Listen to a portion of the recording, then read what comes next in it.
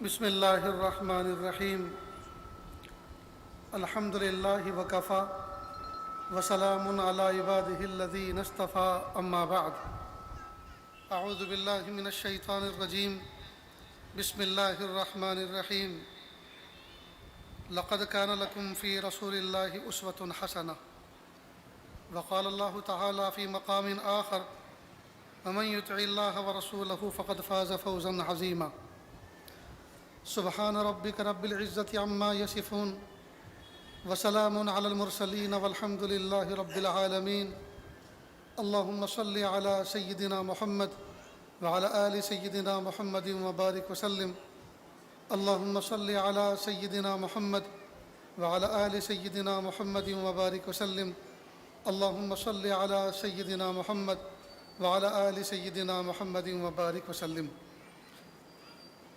میرے بھائیوں، پیارے معصوم بچوں، اور جہاں تک یہ صدا پہنچ رہی ہے، عزت مآب میری ماں بہنوں جو اپنے اپنے مکانوں میں، گھروں میں اور پردوں میں بیٹھی ہوئی ہیں،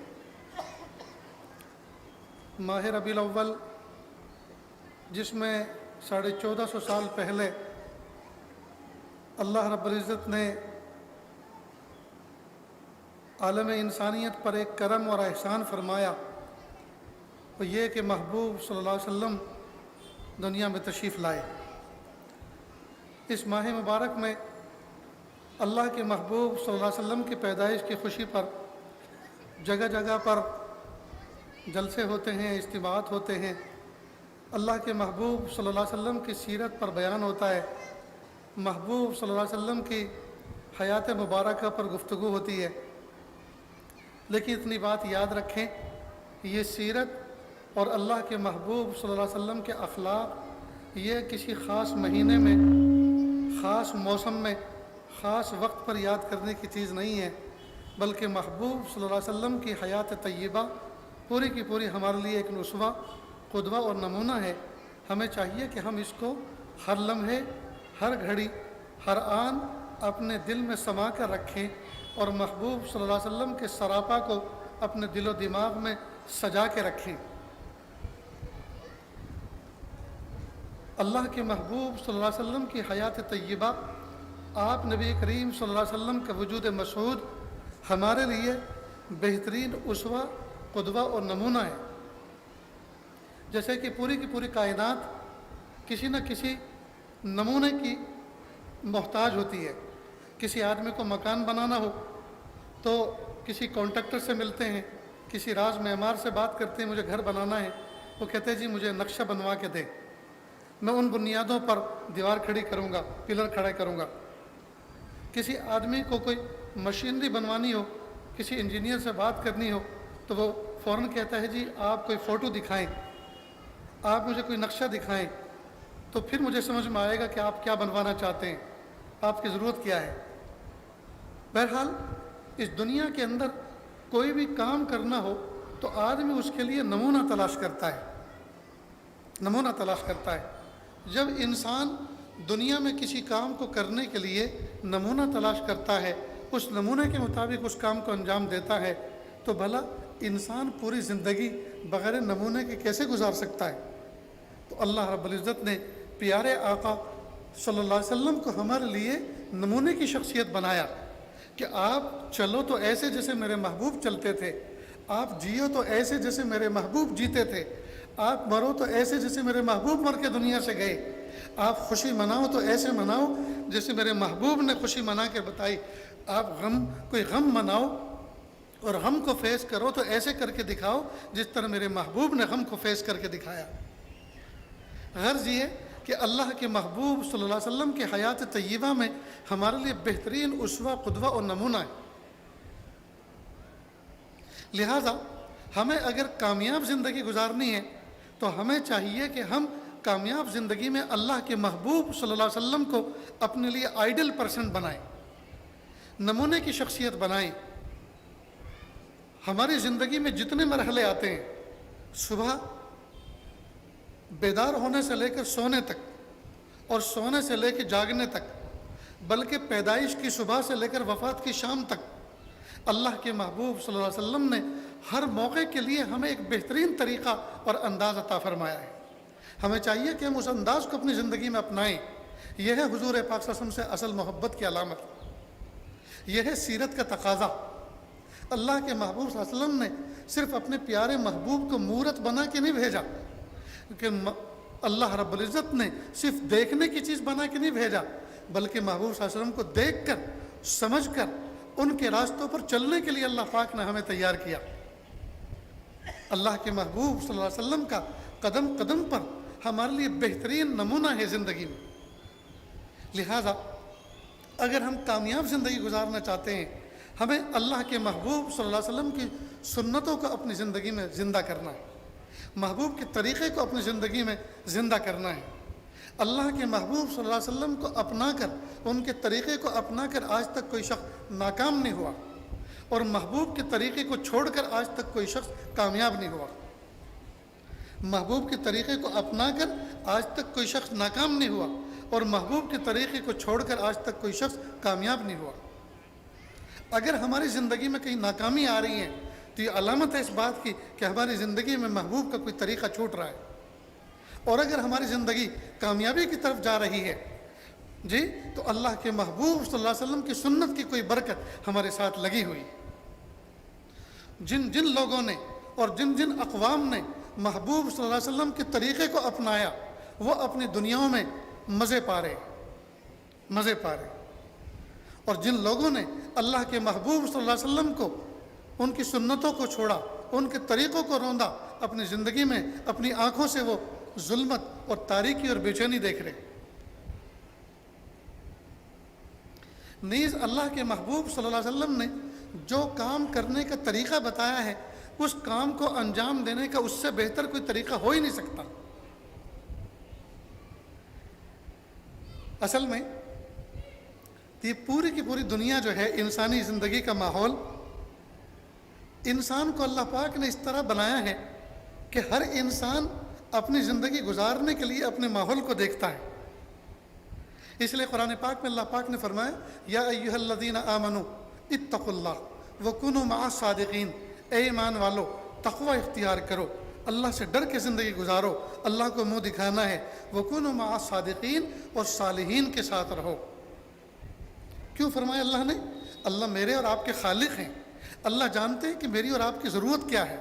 اللہ نے انسانوں کو ایسا بنایا ہے کہ انسان اکیلا زندگی نہیں گزار سکتا، وہ کسی گیدرنگ کے ساتھ زندگی گزارتا ہے، کسی اجتماعیت کے ساتھ زندگی گزارتا ہے، اور جس اجتماع کے ساتھ وہ زندگی گزارتا ہے اس کی چیزوں کو لیتا ہے.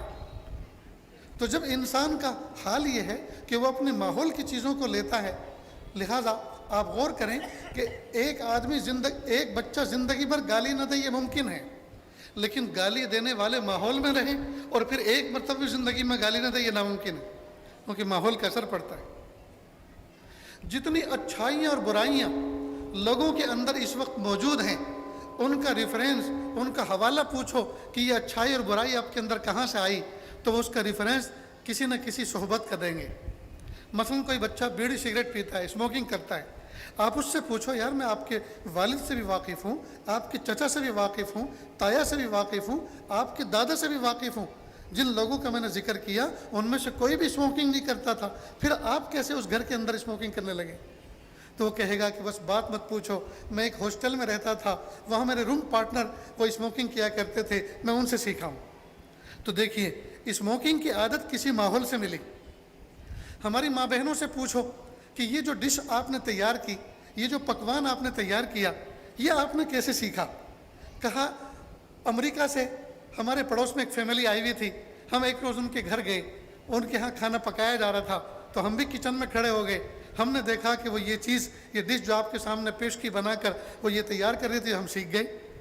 تو دیکھیے، اچھا پکوان کسی صحبت میں سیکھا جاتا ہے، اچھی بری عادتیں کسی کی صحبت سے لگتی ہیں. لہٰذا اللہ نے حکم دیا کہ اپنی صحبت کو درست کرو، اپنے اٹھنے بیٹھنے کو درست کرو، اس لیے کہ صحبت کا اثر آپ کی زندگی میں لازمی طور پر آتا ہے. صحبت کے اثر سے بندہ بچتا نہیں ہے. اور سب سے بہترین صحبت اللہ کے محبوب صلی اللہ علیہ وسلم کی صحبت تھی، جو صحابہ کرام کو نصیب ہوئی. صحابہ کرام کو نصیب ہوئی، اور صحابہ کے ساتھ جو رہنے والے تھے، تابعین، ان کو نصیب ہوئی. तब ताबीन को नसीब हुई, और ये सिलसिला अल्लाह के महबूब सल्लल्लाहु अलैहि वसल्लम से सुबह क़यामत तक चलता रहेगा। हमें चाहिए कि हम अपनी सोहबतों को चेक करें, देखें हम किन के साथ बैठते हैं, उनकी ज़िंदगी हुज़ूर पाक सल्लल्लाहु अलैहि वसल्लम की सीरत मुबारका से और सुन्नत मुबारका से कितना करीब है, उनकी ज़िंदगी में वो बातें हैं कि नहीं हैं जो अल्लाह के महबूब सल्लल्लाहु अलैहि वसल्लम ने एक मोमिन की ज़िंदगी में समो दी हैं। अल्लाह के महबूब सल्लल्लाहु अलैहि वसल्लम ने अपने सहाबा किराम के ज़रिए से जो तालीमात हम तक पहुँचाई हैं, वो तालीमात के मुताबिक हमारी ज़िंदगी, ये जिनकी सोबतों हम बैठ रहे हैं, उनकी ज़िंदगी है कि नहीं है। अल्लाह अकबर। दोस्तों, एक ज़माना था जब हमारी ज़िंदगी में महबूब सल्लल्लाहु अलैहि वसल्लम की सुन्नत ओढ़ना बिछौना बनी हुई थी, आज महबूब सल्लल्लाहु अलैहि वसल्लम की तालीमात किताबों में बंद हैं और उम्मत बिल्कुल आज़ाद पड़ी, उम्मत बिल्कुल बेखबर है।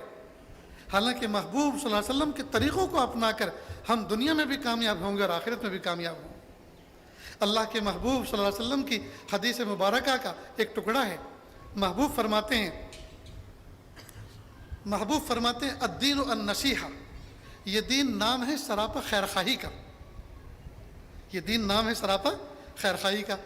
यूरोप का एक अंग्रेज़, यूरोप का एक गोरा, वो सफ़र करके चला इराक़ के लिए, बगदाद की तरफ। उसने सोचा कि मैं देखता हूँ, ये उस ज़माने का बगदाद था जब वहाँ सिक्का राइजुल वक्त इस्लाम था, इस्लाम बिछाया जाता था, इस्लाम ओढ़ा जाता था, उनकी ज़िंदगियों में इस्लाम की तालीमात थी।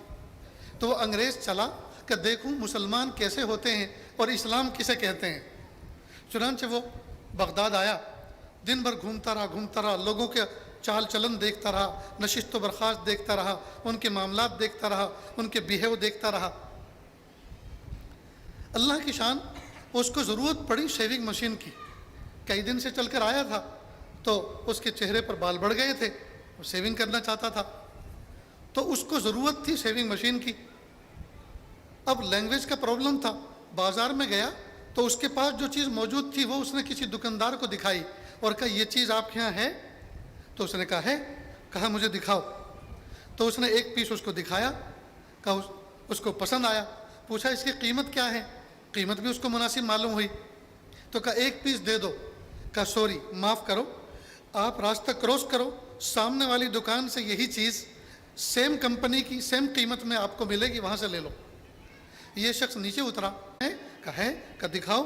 दिखाया तो वही जो पहली दुकान पे थी। कहा कीमत? तो कीमत भी वही जो पहली दुकान पे थी। कहा एक पीस दे दो। उसने दे दी, उसने कीमत अदा कर दी।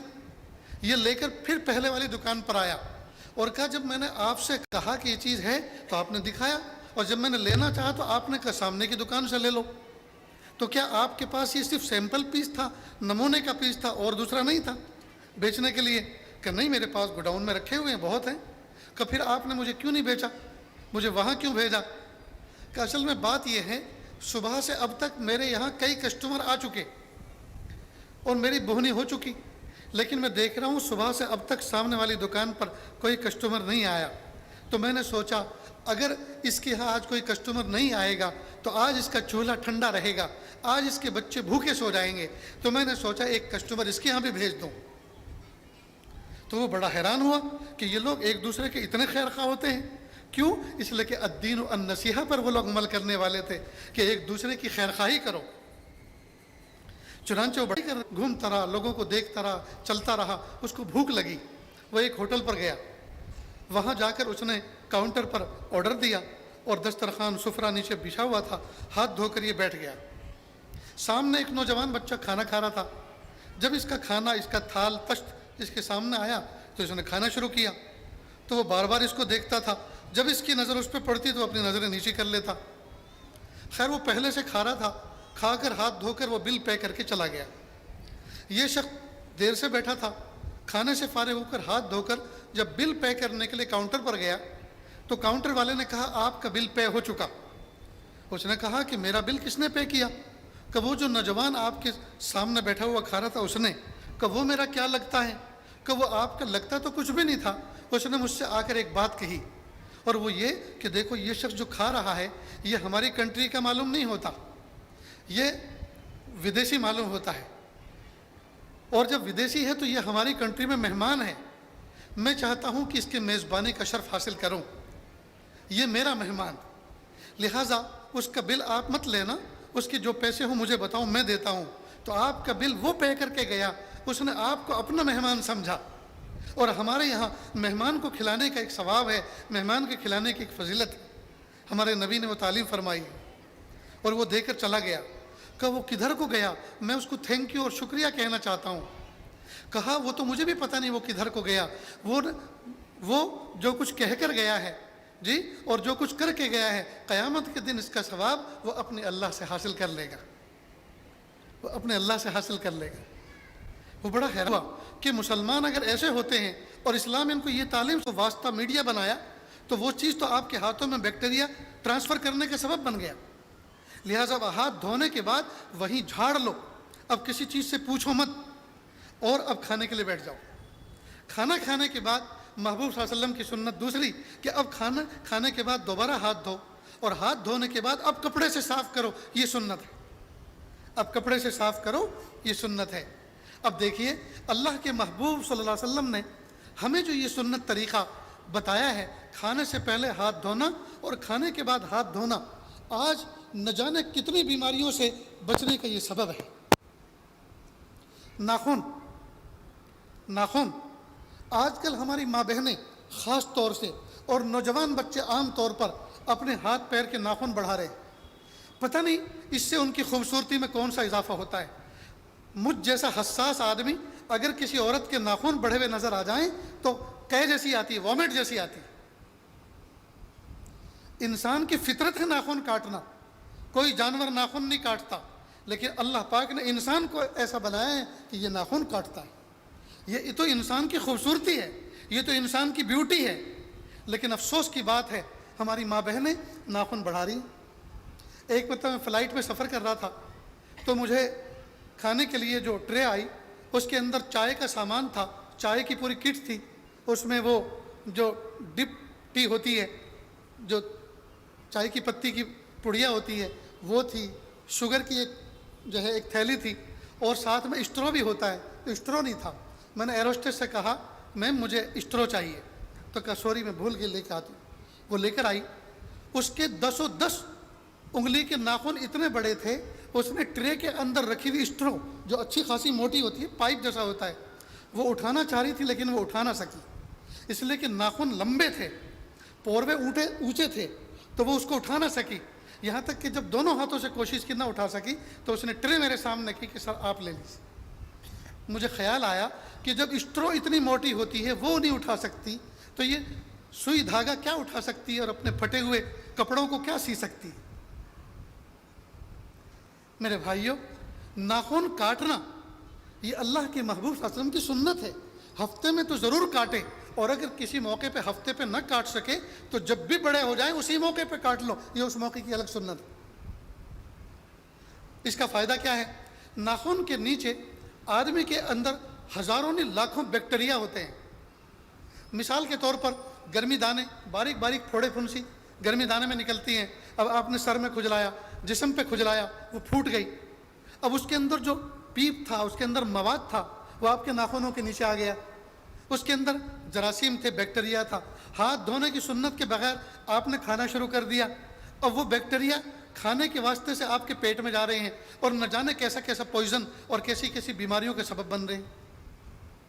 تو محبوب نے فرمایا ناخنوں کو کاٹو تاکہ ناخنوں کے نیچے میل نہ جمع ہو, اور کھانے سے پہلے اور کھانے کے بعد ہاتھ دھونے کے طریقے پہ عمل کرو. دیکھیے دوستو, کتنی پیاری اللہ کے محبوب صلی اللہ علیہ وسلم کی سنت ہے. اللہ کے محبوب صلی اللہ علیہ وسلم کی ایک سنت یہ ہے کہ رات کو سونے سے پہلے مسواک کرو. ساری دنیا اٹھنے کے بعد برش کرتی ہے, نیند میں سے اٹھنے کے بعد. ٹھیک, یہ ایسا ہی ہے جیسے کسی کے گھر میں چوری ہو جائے تو پھر گھر میں سارا کے سارا مال چلا گیا, سارا کیش چلا گیا, جویلری چلی گئی, اور دروازے کے اوپر پولیس کا پہرا گیا.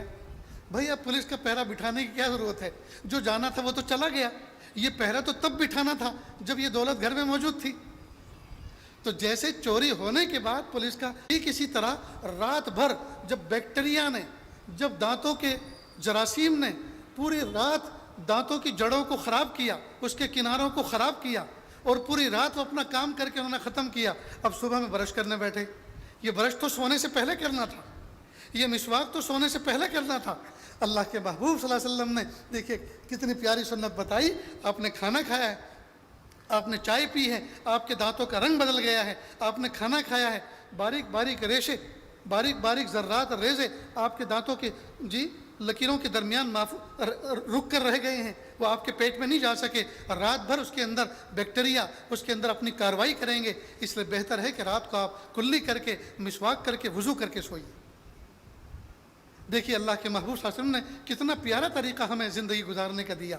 लेकिन दोस्तों हम छोड़ के नुकसान उठा रहे हैं, हम छोड़ के नुकसान उठा रहे हैं। जो बंदा इसको अपनाएगा, और कुर्बान जाएं दोस्तों, सुन्नत का एक फ़ायदा ये है कि इस पर अल्लाह ताला अजर अता फरमाते हैं।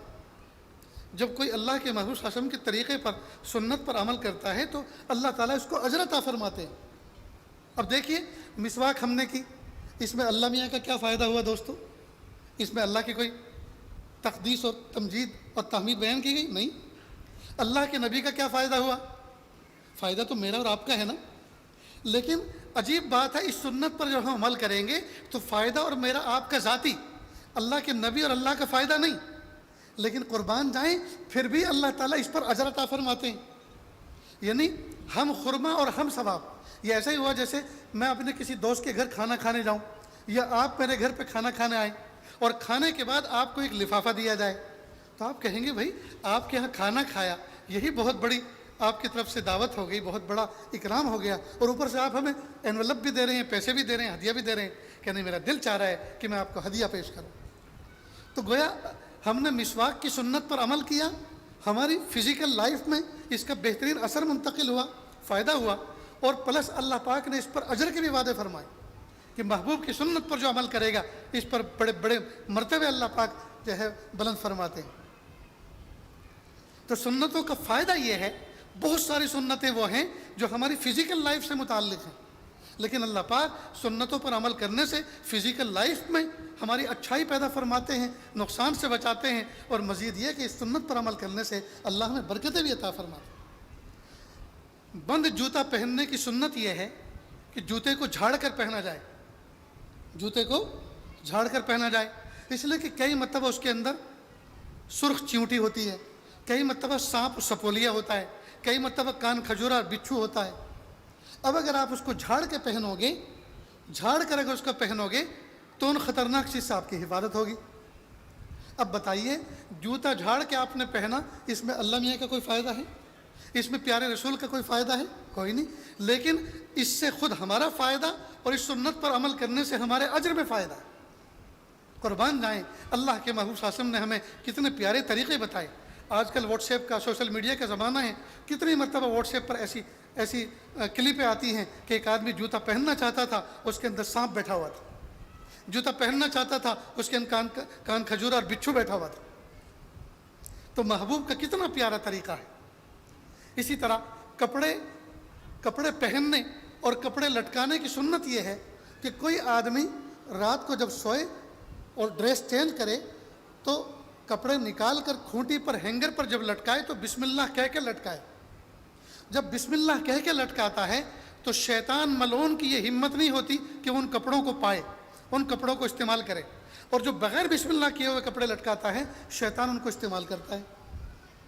अब देखिए, जब शैतान ने उसको इस्तेमाल किया, कोई गलीज़ आदमी, कोई गंदा आदमी, कोई बदबूदार आदमी, कोई पसीने में शराबोर आदमी 2-5 घंटे हमारा कपड़ा पहनकर हमें वापस दे के लो पहनो, तो हमें कितनी तबीदगी होगी, कितनी तकलीफ़ होगी। शैतान जैसा गलीज़ और मलून जब हमारे लिबास को इस्तेमाल करेगा, फिर हम उसको पहनेंगे तो हमारे ऊपर कैसी शैतानत का असर होगा, कैसी शैतानत का असर होगा, कितनी बुरी कैफियत हमारी होंगी। और अल्लाह ताला ने इससे बचने के लिए इतना इंतहाई आसान तरीका बताया कि महबूब सल्लल्लाहु अलैहि वसल्लम की सुन्नत ये है, महबूब ने फरमाया कि जब आप हैंगर पर खूंटी पर लटकाएं तो बिस्मिल्लाह कह के लटकाएं, तो शैतान इस कपड़े को टच नहीं करेगा, इस्तेमाल नहीं करेगा। और जब आप इसको पहने तो बिस्मिल्लाह कह के उसको 3 दफ़ा झाड़ें, इसलिए कि अगर इसके अंदर कोई ख़तरनाक जानवर, कोई कीड़ा, कोई मकोड़ा, कोई चींटी अगर चढ़ गई हो तो झाड़ने की वजह से वह नीचे गिर जाए। تو دیکھیے محبوب صلی اللہ علیہ وسلم کی سنت پر عمل کرنے سے فزیکل اعتبار سے بھی ہم سیف ہو گئے، محفوظ ہو گئے، اور اللہ پاک نے سنت پر عمل کرنے کا اجر دیا وہ ما سوا، یہ ہم خرما اور ہم ثواب۔ اللہ اکبر کبیرہ۔ اس لیے دوستو، اللہ کے محبوب صلی اللہ علیہ وسلم کی سنتوں کی کتابوں کو خریدو، پیارے نبی کی پیاری سنتیں، اور ہم روزمرہ کے جو کام صبح سے شام تک اور شام سے صبح تک کرتے ہیں، ان کاموں کو محبوب صلی اللہ علیہ وسلم کی سنتوں کے مطابق انجام دیں، تو یہ ہے حضور پاک صلی اللہ علیہ وسلم کی سیرت پر عمل کرنا۔ محبوب صلی اللہ علیہ وسلم کی سیرت، یقیناً سیرت کے کئی پہلو ہیں۔ ایک پہلو یہ ہے کہ ہم حضور پاک صلی اللہ علیہ وسلم کی خوبصورتی بیان کریں، اور محبوب صلی اللہ علیہ وسلم کی خوبصورتی کا تذکرہ بیان کرنا یہ بھی عبادت ہے۔ لیکن خوبصورتی اختیار کرنا یہ ہمارے ذاتی اختیار میں نہیں ہے کہ محبوب جیسے خوبصورت تھے تو ہم بھی اللہ کے محبوب صلی اللہ علیہ وسلم جیسے خوبصورت بن جائیں، یہ ہمارے اختیار میں نہیں ہے۔ محبوب صلی اللہ علیہ وسلم کے تلووں کا تذکرہ کرنا، ان کے چکنے پن کا تذکرہ کرنا، محبوب صلی اللہ علیہ وسلم کی انگلیوں کا تذکرہ کرنا، محبوب صلی اللہ علیہ وسلم کی گردن کی خوبصورتی کا تذکرہ کرنا، یقیناً یہ بھی عبادت ہے۔ لیکن ان تمام چیزوں پر اختیار کرنا، عمل کرنا ہمارے اختیار میں نہیں ہے۔ تو سیرت کا اس پہلو کا تذکرہ کرنا، اس میں ہمارے لیے عملی پہلو نہیں ہے۔ ہاں، وقتی طور پر ہمیں محبت حضور صلی اللہ علیہ وسلم کی اس میں اضافہ ہوتا ہے اور ثواب ملتا ہے، وہ ایک الگ چیز ہے۔ اصل یہ کہ محبوب صلی اللہ علیہ وسلم کی سیرت کے اس پہلو پر عمل کیا جائے جس میں ہمارے لیے کوئی نمونہ بنتا ہے، ہمارے لیے کوئی نمونہ ملتا ہے، اور اس پر عمل کر کے ہم دنیا اور آخرت میں اجر پا سکتے ہیں اور کامیابی حاصل کر سکتے ہیں۔ اس لیے دوستو، ضرورت ہے اس بات کی کہ محبوب صلی اللہ علیہ وسلم کے طریقے کو ہم اپنی زندگی میں اپنی زندگی کے اندر سموئیں۔ محبوب کے طریقے کو ہم اپنی زندگی کے اندر سموئیں۔ اب دیکھیے، چپل پہننے کی سنت یہ ہے، چپل تو ہماری عادت ہے، ہم دائیں میں پہن لیں یا بائیں میں پہنیں، جس میں بھی پہنیں وہ پہنی جائیں گی، جس میں بھی پہنیں وہ پہنی جائیں گی۔ لیکن ایسے کیوں نہ پہنیں جیسے آقا نے پہنی تھی، دائیں پیر میں پہلے پہنیں، بائیں میں بعد میں پہنیں۔ جب تک یہ چپل ہمارے پیروں میں رہیں گی، سنت پر عمل کرنے کا اجر ملتا رہے گا۔ جب نکالیں، بائیں سے پہلے نکالیں، دائیں سے بعد میں نکالیں، جیسا پہنا تھا اس کا الٹا کریں۔ بائیں سے پہلے نکالیں، دائیں سے بعد میں نکالیں، جب تک نکلی رہیں گی سنت پر عمل کرنے کا اجر ملتا رہے گا۔ کپڑا پہننا ہے، کپڑے پہننے کی سنت یہ، دائیں میں پہلے پہنیں، بائیں میں بعد میں پہنیں، جب تک لباس پہنے رہیں گے سنت پر عمل کرنے کا اجر ملتا رہے گا۔ جب نکالیں، بائیں سے پہلے نکالیں، دائیں سے بعد میں نکالیں، جب تک نکلے رہیں گے سنت پر عمل کرنے کا اجر ملتا رہے گا۔ تو اللہ رب العزت نے ہمیں گھر بیٹھے، اللہ تعالیٰ نے، اور فری آف چارج اور بغیر کسی محنت کے، کتنا بہترین عمل کا اللہ پاک نے ہمیں حقدار بنا دیا محبوب کے طریقے پر عمل کرنے کی وجہ سے۔ بیت الخلاء میں واش روم کے اندر جب کوئی بندہ جاتا ہے تو شیطانوں کی خطرناک قسم بیت الخلاء کے اندر پناہ لیتی ہے، وہ رہتی ہے جن کو خبائث کہتے ہیں۔ اس میں شیطان جینٹس بھی ہوتے ہیں اور لیڈیز بھی ہوتی ہیں، خبائث اس کی جمع ہے۔ محبوب صلی اللہ علیہ وسلم نے بیت الخلاء میں جانے کا ایک طریقہ بتایا۔ کیا طریقہ؟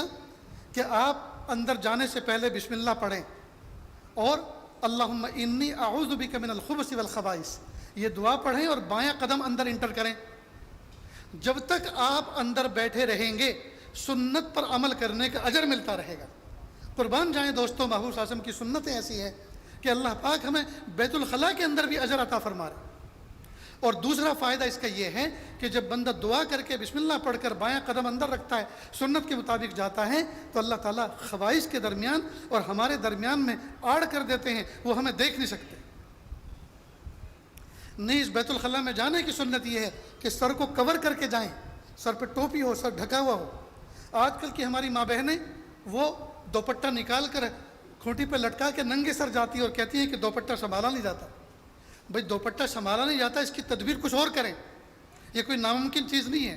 آپ یہ لے کے نہیں جاتی تو چھوٹا سا اسکارف لیں، برقی جس کو کہتے ہیں، نماز والی خاص برقی آتی ہے، اوپر کی پردی آتی ہے، اس کو پہنیں، بال پورے کور ہونے چاہیے۔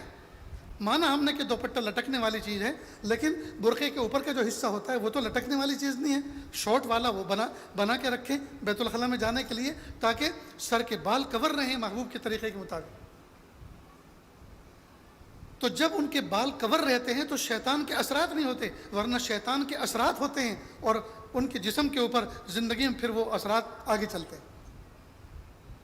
تو دیکھیے محبوب صلی اللہ علیہ وسلم کے طریقے کے مطابق زندگی گزارنے میں دوستو فزیکل لائف میں کتنی برکتیں۔ دل یہ چاہتا ہے رات بھر محبوب صلی اللہ علیہ وسلم کی سنتوں کو بیان کرتے رہیں، مزے پاتے رہیں اور اس پر عمل کی اللہ تعالیٰ سے دعا مانگتے رہیں، پیارے اللہ ہماری زندگی کا کوئی عمل ایسا نہ ہو جو محبوب کے طریقے کے خلاف ہو۔ دوستو پھر دوبارہ کہتا ہوں، پھر عرض کرتا ہوں، اور آپ تو میرے سے بہت دور بیٹھے ہیں، میرا دل میرے منہ سے ایک بالش کے قریب ہے۔ سب سے پہلے میں اپنے اس دل کو مخاطب کرتا ہوں، اللہ کے محبوب صلی اللہ علیہ وسلم کی ایک ایک سنت پر عمل کرنے کا دوستو ہم ارادہ کریں۔ ہماری ناکامی، ہماری پریشانی اور ہماری جو تکلیفیں ہیں وہ محبوب کے طریقے کو چھوڑنے کی وجہ سے آ رہی ہیں، اور ہمیں جو کچھ اللہ پاک نے برکتیں یا نعمتیں عطا فرما رکھی ہیں، نواز رکھا ہے، وہ کسی نہ کسی سنت پر عمل کرنے کی برکت سے نواز رکھا ہے۔ تو سنتوں میں برکت ہے، سنتوں میں نور ہے، سنتوں میں روشنی ہے، سنتوں میں کامیابی ہے، اور ترک سنت میں ناکامی ہے، ترک سنت میں ظلمت ہے، ترک سنت میں بے برکتی ہے، ترک سنت میں بے چینی ہے۔ تو دوستو ان باتوں پر عمل کریں گے نا انشاءاللہ۔